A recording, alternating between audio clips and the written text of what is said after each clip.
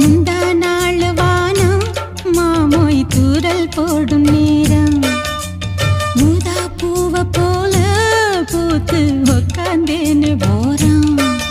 அது எப்படி எப்படி சமஞ்சது எப்படி?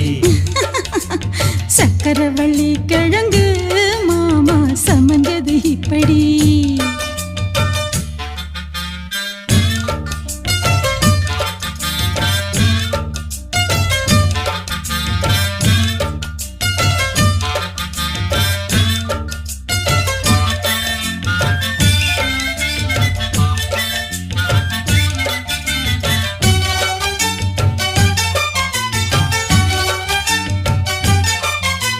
சந்தையில சுத்துறிய எதுக்கு?